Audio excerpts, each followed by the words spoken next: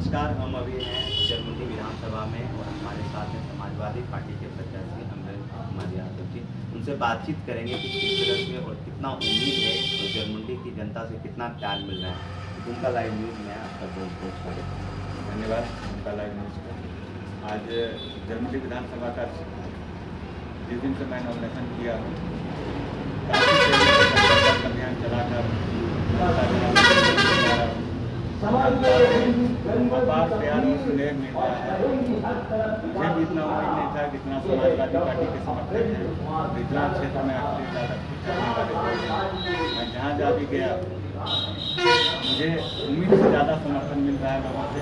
मुझे उम्मीद नहीं थी कि समाजवादी पार्टी इतने उनके समर्थक हैं।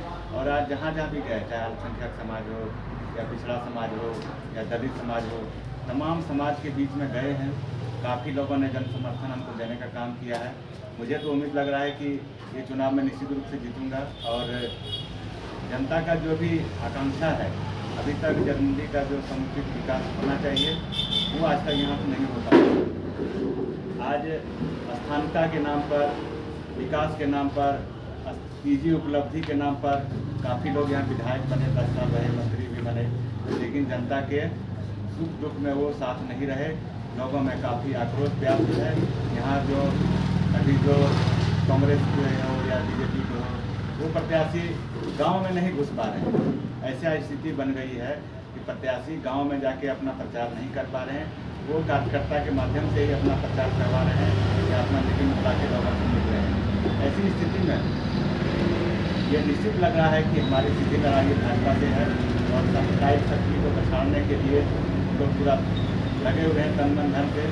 और जो भी जनता की आकांक्षा है उसको पूरा करेंगे और जरमुंडी में विजय पताका हम फहराने का काम करेंगे। आप जरमुंडी विधानसभा में भ्रमण कर रहे हैं, सबसे बड़ी समस्या जनता के बीच से क्या है? देखिए, जनता के बीच में सबसे बड़ी समस्या यहाँ है कि रोजगार की समस्या है। स्कूलों में शिक्षक नहीं है, भवन तो बने भी विद्यालय में शिक्षक नहीं है। और एक पंचायतों में एक हाई स्कूल का निर्माण होना चाहिए था जो आज तक नहीं हो पाया है। अपने प्रखंड मुख्यालय में भी इंटर कॉलेज नहीं है। तमाम ये असुविधाएँ हैं। लोग कृषि पर डिपेंड है यहाँ पर उसके लिए कोल्ड स्टोरेज की व्यवस्था नहीं है। हर खेत में पानी की सुविधा नहीं है। अगर हम हर एक खेतों में पानी की सुविधा कर देते हैं तो निश्चित रूप से ये पूरा जरमुंडी विधानसभा है, खड़ी है, ये खुशहाल विधानसभा क्षेत्र बनेगा। और आने वाले समय में यहाँ एक अच्छा रोजगार भी खुलने का काम करेंगे हम लोग। इस क्षेत्र में युवाओं के लिए क्या काम करेंगे, क्योंकि युवा काफ़ी नाराज हैं वर्तमान सरकार से? देखिए, युवा किसी न किसी तरह पढ़ लेते हैं, चाहे वो गरीबी में हो या दुर्गा जाके हो या देवघर जाके हो। पढ़ तो ले रहे हैं, काफ़ी समस्या स्ट्रगल करके वो पढ़ लेते हैं। उसके लिए हॉस्टल या लॉज में रहने की व्यवस्था नहीं है, उसकी उपलब्धि कराना मेरी प्राथमिकता है। और सबसे बड़ी बात है, दुमका जिला में आरक्षण को शून्य कर दिया गया है। ये सबसे बड़ी विडम्बना है हमारे लिए। हमारे बच्चे पढ़ते हैं लेकिन जब नौकरी के लिए अप्लाई करते हैं तो नौकरी नहीं मिल पाती है। इसलिए हम लोगों ने ये मांग रखी है, हम लोगों ने ये मुद्दा बनाया है कि हम लोग जातिगत जनगणना कराकर पिछड़े वर्ग को आबादी के हिसाब से उसको आरक्षण दिलाने का काम करेंगे।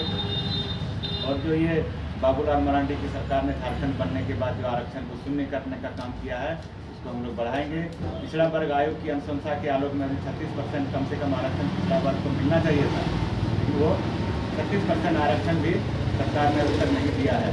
हम लोगों की मांग है कि 36% भी अगर हम लोग जीतते हैं यहाँ से, सरकार 36% और जातीय जनगणना कराकर आबादी के अनुरूप हम लोग आरक्षण लागू कराने का काम करेंगे। जातिगत जनगणना से फायदा क्या होगा? जातिगत जनगणना से पता चलेगा कि किस जाति की कितनी आबादी है। और हम लोग की ये मनसा रही है, ये मांग है हम लोग का कि जिसकी जितनी आबादी है उसको उतनी भागीदारी मिलनी चाहिए। सरकार योजना बनाती है जाति संप्रदाय के नाम पर, क्षेत्र के नाम पर, लेकिन जब सरकार को ये एग्जैक्ट आंकड़ा नहीं है किस जाति की संप्रदाय के लोग कितने हैं, कैसे उसका योजना बनेगा, योजना का कार्यान्वयन नहीं सही ढंग से नहीं हो पाता है।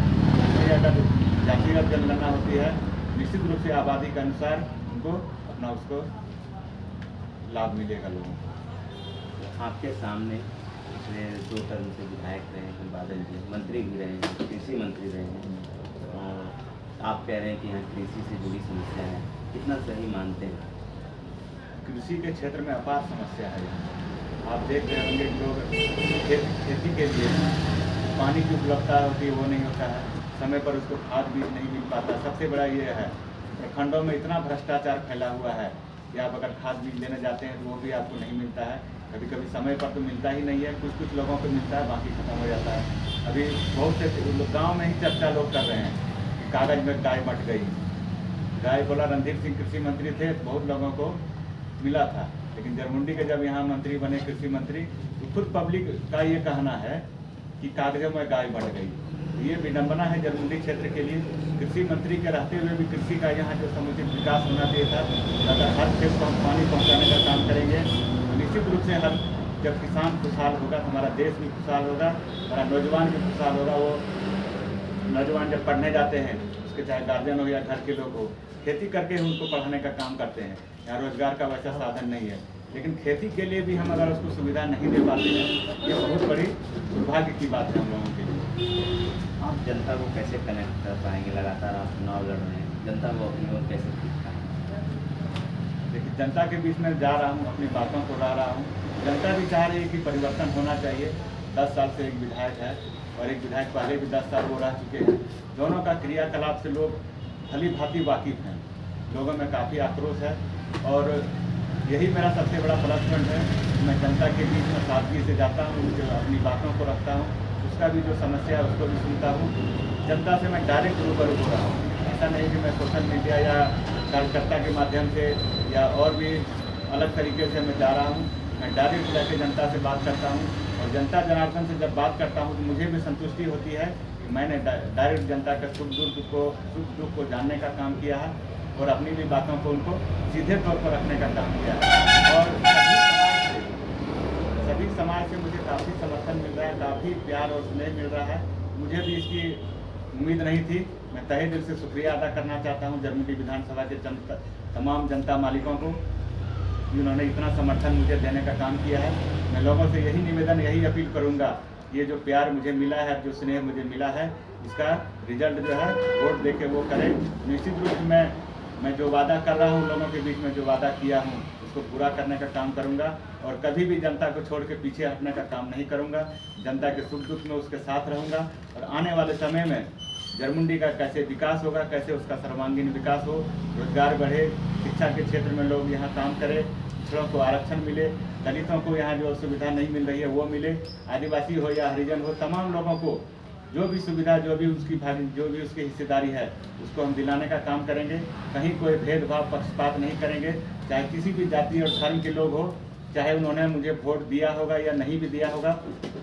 मैं अगर जनप्रतिनिधि बनता हूँ, पूरे जरमुंडी विधानसभा क्षेत्र की तमाम जनता मालिकों का मैं प्रतिनिधि होऊंगा और तमाम को एक दृष्टि से देखने का काम करूँगा, चाहे उन्होंने मुझे समर्थन दिया हो या नहीं भी दिया हो। ये मेरा अपना विचार है, मेरा सिद्धांत है। तो ये इनका सिद्धांत है, सभी को बराबर रखेंगे और जरमुंडी की जो जनता है उनसे लगातार कनेक्ट हो रहे हैं और काफ़ी विश्वास है इनको इस बार कि ये निश्चित रूप से जीत रहे हैं। तो आने वाला चुनाव परिणाम का हम लोगों को इंतजार करना पड़ेगा। जरमुंडी विधानसभा से मैं दशरथ माथुर, दुमका लाइव।